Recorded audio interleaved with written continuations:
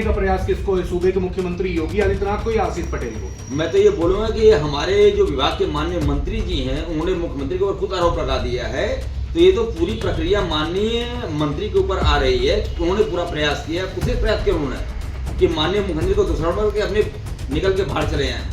अब ऐसी चर्चाएं चल रही है कि धन लिया गया या नहीं, ये जांच का विषय है और इसकी जांच होनी चाहिए कि आखिर में किस वजह से प्रमोशन किया गया।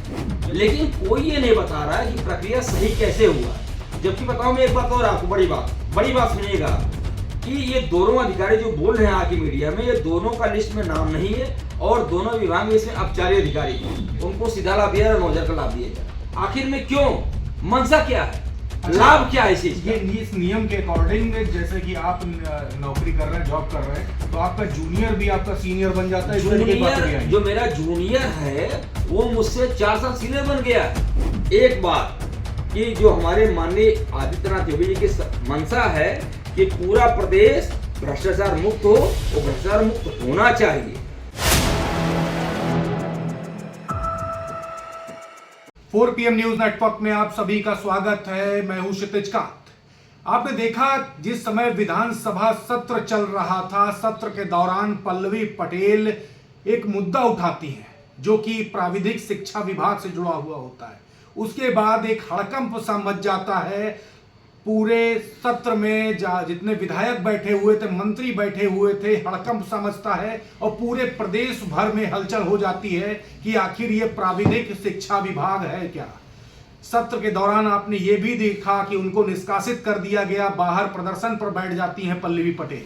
लेकिन बड़ी बात ये, पल्लवी पटेल ने सीधा प्रश्न मुख्यमंत्री योगी आदित्यनाथ से पूछा था और उसके बाद आपने ये तक देखा कि आशीष पटेल जो कि मौजूदा सरकार में मंत्री हैं, उनकी जमीन खसक जाती है और वो साफ तौर से कहते हैं कि मेरी राजनीतिक हत्या करने का ये प्रयास है, ये षड्यंत्र रचा जा रहा है।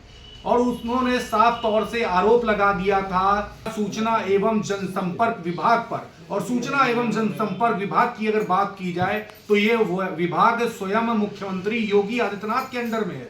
मतलब सीधा सवाल, सभी टारगेट मुख्यमंत्री योगी आदित्यनाथ को किया जा रहा है। लेकिन यह पूरा मामला आखिरकार था क्या? HOD के पद पर जो नियुक्ति होती है वो सीधे प्रमोशन के थ्रू कर दी जाती है। और इसकी पूरी अगर बात करें, इसके जो पूरी जो अर्हता है वो अर्हता यही है कि अगर MTech होंगे और MTech के साथ अगर 15 साल का एक्सपीरियंस होगा तो ही इसमें नियुक्ति करी जा सकती है। और इसके अलावा अगर PhD होंगे और PhD के साथ 12 साल का अगर एक्सपीरियंस होगा तो नियुक्ति होगी। लेकिन ये सीधा प्रमोशन नहीं हो सकता है। लोक सेवा आयोग के तहत एग्जामिनेशन होगा, इंटरव्यू होगा और उसके बाद जो प्रोसेस होगा उस प्रोसेस के तहत ज्वाइनिंग होगी। लेकिन ये सब नहीं होता है। तमाम उन अभ्यर्थियों का हक मारा गया जो लगातार HOD के पद के लिए तैयारी कर रहे होंगे और यही बात पल्लवी पटेल ने उठाई थी। हमारे साथ इस समय अप्लाइड साइंस सेवा संघ से इस समय महामंत्री भोलेनाथ प्रसाद जी बैठे हुए हैं। हम बात करेंगे ये पूरा आखिरकार जो मामला था AICTE को लेकर के, ये क्या था और AICTE लागू कब से हुआ, शुरुआत यहां से करेंगे। आपका बहुत बहुत स्वागत है हमारे चैनल पर। धन्यवाद भैया। AICTE लागू कब से हुआ, बड़ा सवाल ये है। तमाम अभ्यर्थी और तमाम इस समय शिक्षक आपको देख रहे हैं। ये AICTE लागू हमारे 3 मई 18 से लागू हुआ हमारे विभाग में। जी। अब ये विभाग में जो व्याख्या की गई है, विभाग ने अपने अनुसार जी कभी उसको 3 मई 18 माना है, कभी उसको 9 जून 21 माना है। लेकिन वास्तविकता में AICTE विभाग में 3 मई 18 से लागू हुई है। विभाग ने जब प्रधानाचार्य का प्रमोशन किया था तो वहां लिख के दिया था कि AICTE 3 मई 18 से लागू हुई है और इसके 3 तारीख से प्रमोशन कर सकते हैं। लेकिन आज की तिथि में विभाग बहुत गलत व्याख्या किया हुआ। विभाग ने कहा कि 9 जून 21 से लागू हुई है, उसके 3 तारीख से प्रमोशन करने जा रहे हैं। अच्छा, एक बात करेंगे, पल्लवी पटेल ने पूरा मुद्दा उठाया कि ये मुद्दा पूरा सही था। बिल्कुल पूरा मुद्दा सही था, लेकिन निकाल दिया गया उनको निकाल दिया गया। इसलिए निकाला गया क्योंकि सरकार के खिलाफ बात हो रही थी और सरकार इस बात का जवाब दे नहीं पा रहे थे, उनको निकाल दिया बाहर। इसीलिए बचाने का प्रयास किसको है, सूबे के मुख्यमंत्री योगी आदित्यनाथ को या आशीष पटेल को? मैं तो ये बोलूंगा कि हमारे जो विभाग के माननीय मंत्री जी हैं उन्होंने मुख्यमंत्री के ऊपर खुद आरोप लगा दिया है, तो ये तो पूरी प्रक्रिया माननीय मंत्री के ऊपर आ रही है। उन्होंने पूरा प्रयास किया, कुछ प्रयास किया उन्होंने कि माननीय मुख्यमंत्री को दूसरा के अपने निकल के बाहर चले आए हैं। माननीय मुख्यमंत्री के संज्ञान में कोई बात है ही नहीं ये केवल और केवल माननीय मंत्री का पूरा प्रयास चल रहा है इस समय। माननीय मंत्री जी जिनका नाम आशीष पटेल जी का आप ले रहे हैं, बड़े आदर के साथ ले रहे हैं, किसको फायदा पहुंचाने के लिए इतना बड़ा खेल कर दिया? हमारे विभाग में 3 लोग खाली हैं, मैं नाम ले रहा हूँ साहब आपके सामने, पूरा नाम मैं ले रहा हूँ। नंबर 1 अवधेश पटेल, ये माननीय मंत्री के सीनियर रहे हैं मथुरा में, उनके कॉलेज में इनका प्रयास किया जा रहा है। अभी कहाँ है ये हमारे लखनऊ में पोस्टिंग इनकी है। कहाँ पे? लखनऊ राजकीय लखनऊ में इनकी पोस्टिंग है। दूसरे दूसरे कमल कुमार हैं और तीसरे विवेक श्रीवास्तव हैं। ये तीनों लखनऊ पॉलिटेक्निक में हैं। बिल्कुल, ये सब लखनऊ बाराम में सबकी पोस्टिंग है। इनको लाभ के लिए काम पूरा किया जा रहा है। अच्छा, एक आरोप ये भी लगाया गया था कि बड़ा धन लेकर के इस तरीके का प्रमोशन किए गए हैं। जी, वाकई धन लिए गए हैं? मुझे इस बात का मैं आपसे ऑफिशियल नहीं बोल पाऊंगा क्या धन लिया क्या नहीं लिया, क्योंकि मुझे जानकारी इस बात की स्पष्ट नहीं है। अब ऐसी चर्चाएं चल रही है कि धन लिया गया या नहीं, ये जांच का विषय है और इसकी जांच होनी चाहिए कि आखिर में किस वजह से प्रमोशन किया गया। जब वो लोग हड़ता धारक नहीं थे, उनके पास ऐसा कोई योग्यता नहीं, तो उनका प्रमोशन क्यों किया गया? तो जाहिर सी बात है इसकी भी कुछ न कुछ मंशा तो रही होगी।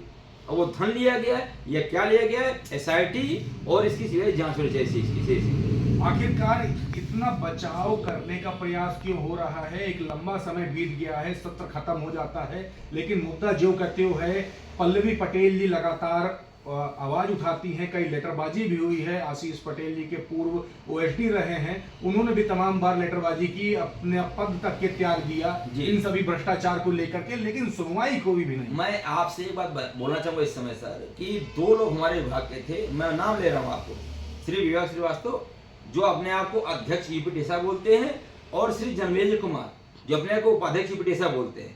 इन लोगों ने आके मीडिया में स्टेटमेंट बना दिया कि पूरा प्रक्रिया सही हुआ है, लेकिन कोई ये नहीं बता रहा है कि प्रक्रिया सही कैसे हुआ है। जबकि बताऊं मैं एक बात और आपको, बड़ी बात सुनिएगा कि ये दोनों अधिकारी जो बोल रहे हैं आके मीडिया में, ये दोनों का लिस्ट में नाम नहीं है और दोनों विभाग में इसमें अपचारी अधिकारी हैं। किस लिस्ट की बात कर रहे हैं? मैं बात कर रहा हूँ DPC के लिस्ट की बात कर रहा हूँ कि दोनों आप अपना उसमें स्टेटमेंट दिया है।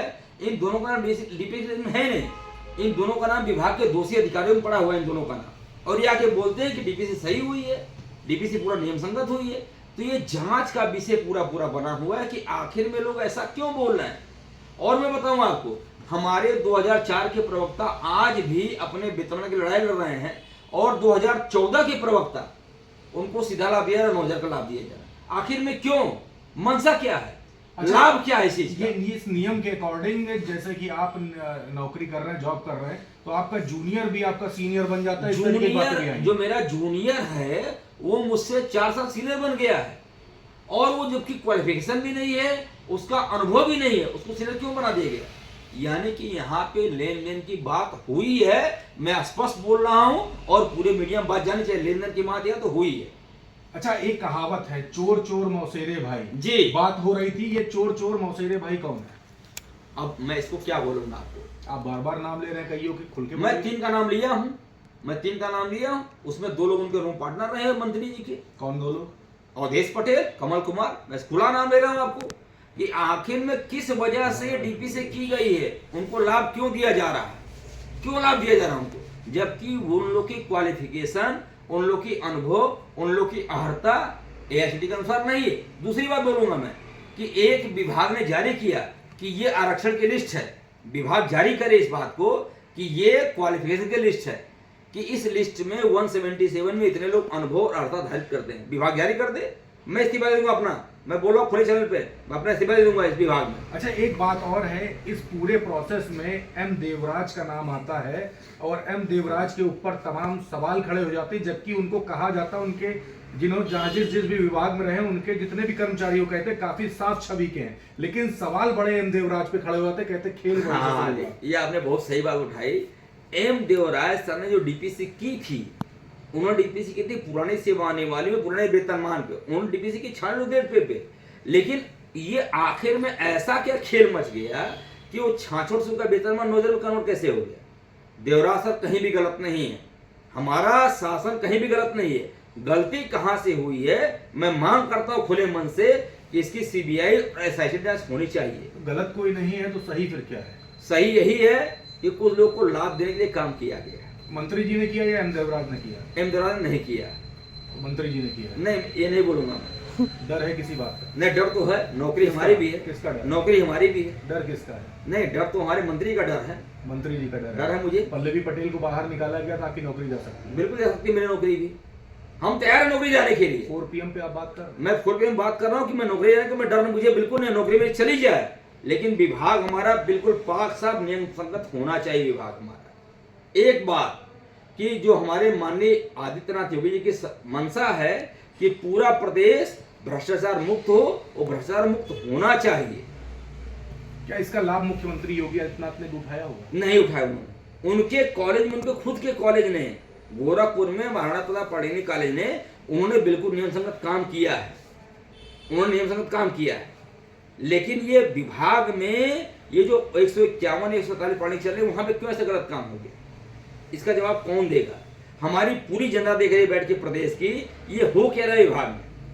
मतलब कि हमारे अभ्यर्थी परेशान है कि हमको कैसे नौकरी मिले, और यहाँ पे जो नियम बना हुआ है सीधी भर्ती का, उसको प्रोसेस कैसे भर दिया जाए। एक सवाल और, आप लोग काला फीता बांध करके विरोध हम 2 साल से करेंगे, हमको आगे बढ़ेगा, हम आमरण अनशन करेंगे, हम विभाग में। हमको विभाग भले हमारी नौकरी चली जाए, लेकिन हम न्याय लाएंगे। यहाँ पे चेतावनी दे रहे हैं सरकार? बिल्कुल दे रहे चेतावनी सरकार को, हम डर नहीं है? डर नहीं है हमें। तो देख रहे हैं कि प्राविधिक शिक्षा विभाग में जो बड़ा भ्रष्टाचार हुआ है, मंत्री आशीष पटेल पर तमाम सवाल खड़े होते हैं। विधायक पल्लवी पटेल ने तमाम सवाल खड़े किए, सूबे के मुख्यमंत्री योगी आदित्यनाथ से तमाम सवाल पूछे, लेकिन प्राविधिक शिक्षा विभाग को लेकर के अभी तक के कोई भी जवाब नहीं आए हैं। एचओडी की नियुक्ति डायरेक्ट प्रमोशन से कैसे खड़ी हो गई, इस पर तमाम सवाल खड़े होते हैं। क्या सूबे के मुख्यमंत्री योगी आदित्यनाथ इसका जवाब देंगे? क्या आशीष पटेल इसका जवाब देंगे? क्योंकि लगातार भारतीय जनता पार्टी सरकार घेरे में है, मंत्री आशीष पटेल घेरे में है। जवाब कब तक आएगा, इसका इंतजार तमाम कर्मचारियों को है, तमाम अधिकारी को है, प्राविधिक शिक्षा विभाग से जुड़े रहिएगा 4 PM न्यूज नेटवर्क के साथ। इससे जुड़ा हुआ तमाम मुद्दा अब तक मैं लाता रहूंगा। मैं हूं क्षितिज कांत, कैमरा पर्सन शुभम के साथ 4 PM न्यूज नेटवर्क के लिए।